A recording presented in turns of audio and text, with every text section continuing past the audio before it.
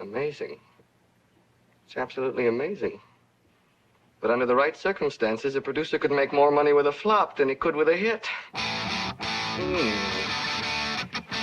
Yes, it's quite possible.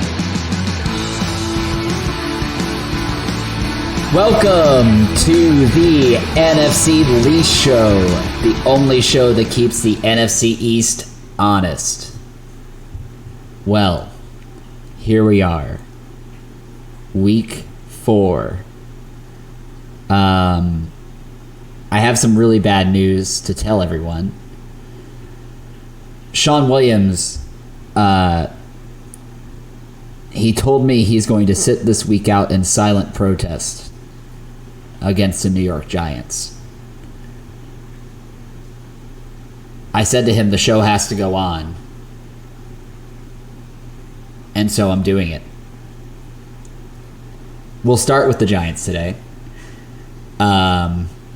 Giants lose in really just pathetic fashion to the Atlanta Falcons, 17-14.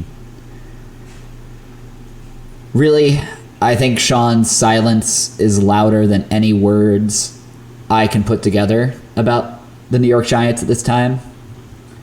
I think the only thing I'll say on the behalf of this podcast is Joe Judge is not to blame. Daniel Jones is not to blame. We need to look at ownership and specifically the front office, beginning with Dave Gettleman. There was a campaign on Facebook this week to impeach Dave Gettleman, and I think I speak for both Sean and I when I say the NFC Least podcast is wholeheartedly in support. And I hope that Sean Williams' Gandhi-esque display of nonviolence and silence in protest is our tacit endorsement of this campaign.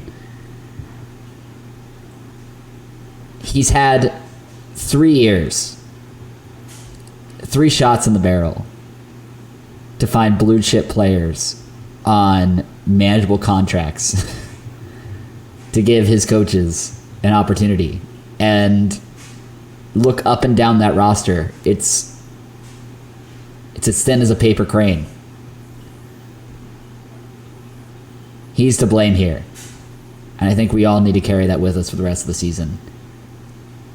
The Giants play the Saints next.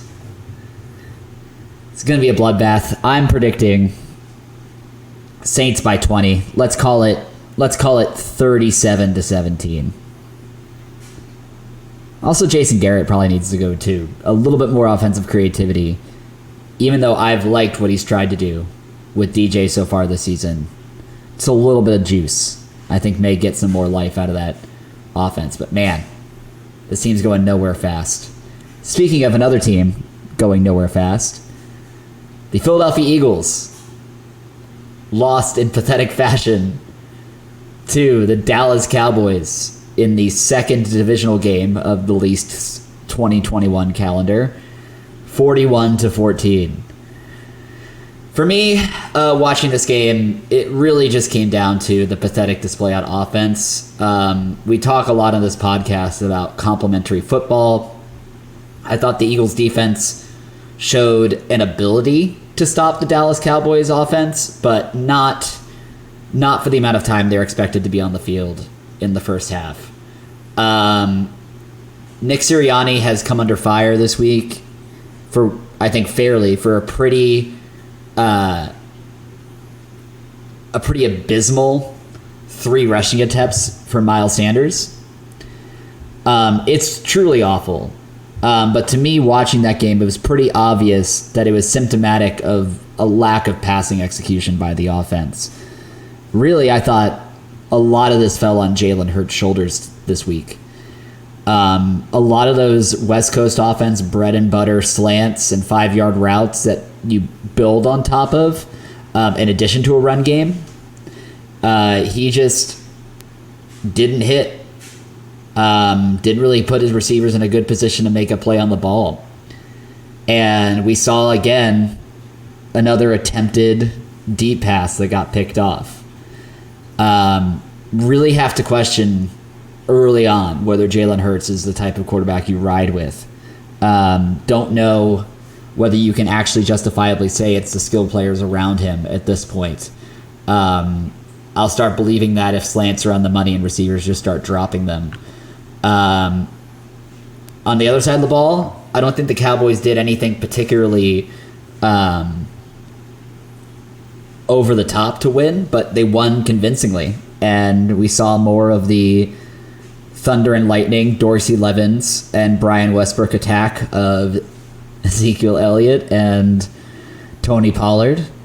The Cowboys are the only team in the division right now doing good football team things. I don't know whether that means they're a good football team. I think they need to play other teams besides the NFC East for us to start calling them contenders, but I don't think you can say through 3 weeks Washington, Philly, or New York have put anything good near the quality of football on tape as the Cowboys have. And, I think going into the previews, they have the Panthers next week. This is a good test, a good early season test to try and see how legit this team is. The Panthers are kind of an unsuspecting 3-0 team behind Sam Darnold and Matt Rule. I don't know. They also haven't really been that convincing in their first 3 wins, but 3 wins is 3 wins. I think this is a win for the Cowboys. I think they win by 3. Let's call it 24-21 with a late field goal topping it off. I like it. That's gonna be a fun game. On the other side, the Eagles get their old friend Andy Reid again next week after a brief hospital stint. Happy to hear he's okay. The Eagles take on the Chiefs, and the Chiefs are 1-2, just like the Eagles, but I think they've been the best 1-2 team in the NFL. They've had a rough slate for the first 3 games, and they've scored like you expect the Chiefs to score in those 3 games. I don't see how the Eagles get their offensive identity under their feet this week to avoid another loss. It's just not there. Everything Sirianni has tried has either not been executed well or just has not panned out. And while I think the Eagles have some talent and juice on offense, it's just not clicking right now. I think perhaps the Eagles defense will hold the Chiefs to a pedestrian by their standards game, but I don't think our offense can keep up. I think the Chiefs win by 20. Let's call it actually, let's say the Chiefs win by 14 or 15. Let's call it a 27-13 game. Maybe 27-20 if the Eagles get a garbage time score. But I think the Chiefs win this game pretty easily. That leaves us to the Washington football team. Our early season favorites to win the division. That take is already showing up pretty stale, but we stand by it. I refuse to let go. We are not hitting the Taylor Heineke buy button after this week. 2 picks and really just a lack of execution all around by him. A lot of this game was Washington turnovers that the Bills capitalize on. It's bizarre reading Washington fans' reaction to this. I think maybe the defense was overhyped coming into the season based on how good they were down the stretch last year. But I don't think defense really...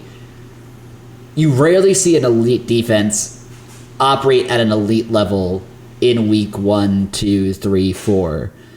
This part of the season was always going to be more about if Ryan Fitzpatrick, were he healthy, gelled with the offense to try and get some easy offensive early season wins for this team under their belt. I fully expect the defense to round out into form once they scout the rest of the league, get a better sense of what other teams are trying to do. They have the talent. It's just not there yet. We'll see. But I think any heat on Chase Young or the defense is thoroughly undeserved. I think through 3 games, the story of Washington's underperformance is Taylor Heineke is losing Fitzpatrick. And while I think they've been crisper than, let's say, the Eagles and Giants on offense, they don't have the firepower. Whereas I think the opposite side is, I think the Eagles and Giants have some talent on offense. They just aren't putting it together. So really another disappointing loss for Washington. They're 1-2. But they get the opportunity for a get-right game next week. They get the Falcons. The Falcons have lost all 3 of their games in pretty convincing fashion, besides the Giants game. How could I forget that? They won the Giants game. They're 1-2. But I think the Giants game was much more a bad team making more mistakes and losing than the Falcons demonstrably winning. But the Falcons have dropped one to the Eagles and the Bucks. I think this is a beatable team for Washington, even with Taylor Heineke. I think this is a get-right game. I think Washington by 7. I think Washington 17-10 wins this game. All right. I'm going to give you guys one take around the league just to close things out. So the NFL announced this week that they'll be having... Let me just make sure I get this right. I believe it is Eminem, Dr. Dre, Snoop Dogg, Kendrick Lamar, and Mary J. Blige are performing at the Super Bowl halftime show. Before I get into the take, I just want to say, epic lineup. This show is going to be a blast. But we have to look ourselves in the mirror and admit that the NFL is just too cowardly to book one rapper for the Super Bowl. The only way they felt confident having rap on stage is if 5 artists carried the bill. And the only time they were comfortable with rap before this was having a Super Bowl in Atlanta and having Maroon 5 be the headliner while they trotted Travis Scott and Big Boy out for show. I think we really need to look at ourselves, America, and say, isn't it time to have a solo rapper carry a Super Bowl halftime show? Where's Jay-Z? Where's Kanye? Where's Drake? Honestly, just throw Kendrick up there. Or just Snoop and Dre, with Dre performing more of the producer role. Give Outkast a Super Bowl halftime show. These are American cultural touchstones at this point, and I think the NFL is cowardly in not admitting that to themselves. All right. I'm going to have a long week of negotiation with Sean Williams. I don't know. He may never come back. I know the hurt is great, and I know he's doing what he thinks he has to do. If you have any feedback for the NFC Least show, please email us at nfcleastmailbag@gmail.com. You can also follow us on Twitter at nfcleastpod. And leave us a review and subscribe on your latest or on your favorite podcast player. It'll really help us get this show out to more people. And another thing, if you like talking with us, if you want to hang out, watch games, we have a Discord now. Go to our Twitter and click the Linktree link in our bio, and you'll find all the links, including our Discord there. I hope you all will join us next week. I think Sean will be back.